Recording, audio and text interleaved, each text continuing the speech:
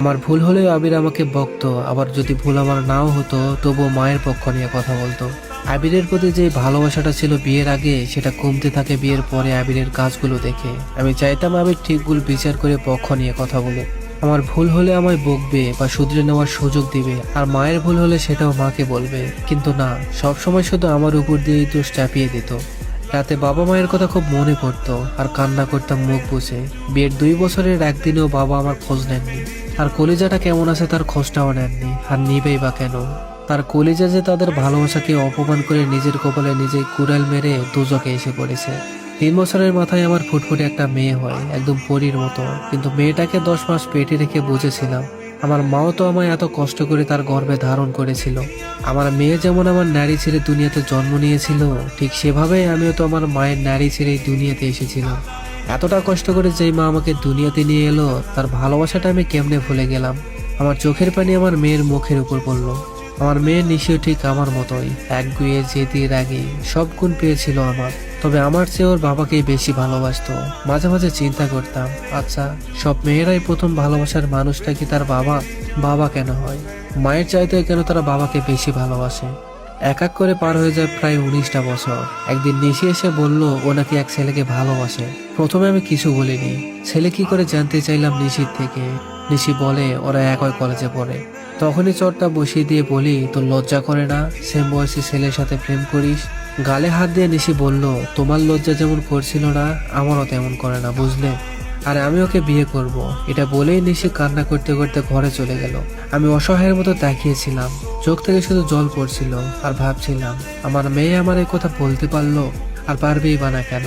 আমার কর্মের ফল তো আমাকেই পেতে হবে। কিছুদিন পর গ্রামের এক চাচাকে দেখতে পেলাম আমাদের এলাকায়। চাচাকে সালাম দিয়ে প্রথমে জিজ্ঞেস করি বাবা কেমন আছে। চাচা আমার দেখে অবাক দৃষ্টিতে তাকিয়ে বলল, কি বলো মা, তুমি জানো না?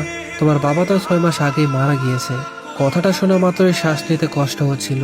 মনে হচ্ছিল আমি মাটির উপরে না, শূন্যে ভাসছি। দৌড়ে বাসায় এসে রুম লক করে বেডের উপর পড়ে যাই। জোরে জোরে কান্না করতে থাকি। আমায় ক্ষমা চাওয়ার সুযোগটাও দিল না বাবা। আমি তো তোমারই মেয়ে বাবা। এত রাগ, এত অভিমান করে চলে গেলে বাবা, আমায় ক্ষমা চাওয়ার সুযোগ দিলে না।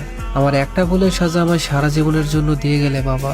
বিয়ের পর থেকে অনেকবার চেষ্টা করেছি বাবার সাথে কথা বলা, কিন্তু ফোনের ওপাশ থেকে বাবা বলতো, আপনি ভুল জায়গায় কল দিয়েছেন, এখানে সেই নামের কেউ থাকে না।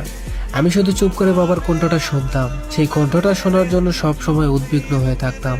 কিন্তু গত 6 মাসে একবারও ফোন দিতে বা কোনো যোগাযোগ করতে পারিনি।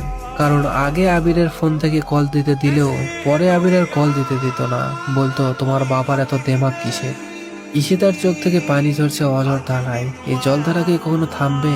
হয়তো সময়ের সাথে সাথে থেমেও যেতে পারে। সময় যেমন মানুষকে সহজ করে তুলতে পারে, ঠিক তেমন ভাবেই সময় মানুষকে কঠিন করেও তুলতে পারে। ভাই, পরিবারকে ছেড়ে গেলে পরিবারের মানুষগুলো কতটা কষ্টে থাকে এবার বুঝছো? যার জন্য নিজের পরিবার ছাড়ার পরিকল্পনা করছো, তার বাড়িতে গিয়ে তোমার সুখ হবে কিনা তুমি নিজেও জানো না। সুখী হতে পারো, আবার নাও হতে পারো। পরিবারকে ছেড়ে যাওয়ার আগে একটাবার ভেবে নিও, আজকের গল্পের মতো তোমার অবস্থা হলে কেমন হবে। পরিবার মানবে না, এই অপশনটা জীবনে রেখো না। পরিবারকে মানাতে হবে যে কোনো মূল্যে। এই কথাটা মাথায় রেখে পরিবারকে মানিয়ে দেখো, পরিবার মেনে যাবে। পরিবারকে না মানিয়ে পরিবারের একটা মেয়েকে নিয়ে চলে গেলে পরিবারের মানুষদের অনেক কষ্ট হয় ভাই। একটা মেয়েকে একটা পরিবার বড় করতে কম কষ্ট করে না ভাই। একটা মেয়ে একটা পরিবারের কলিজা। তাই পরিবারের কলিজা ছিনিয়ে নিয়ে যাওয়ার আগে একবার না 1000 বার ভেবে দেখো।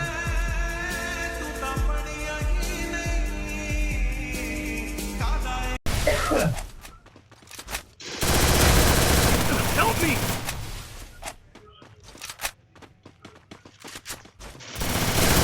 Double kill.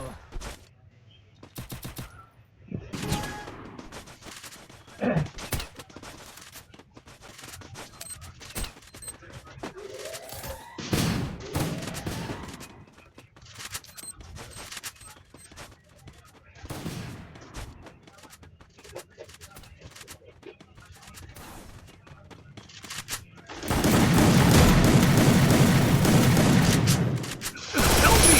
First blood.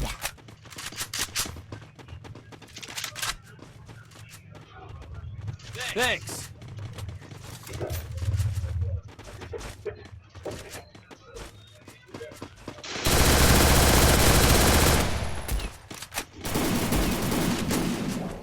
Spot.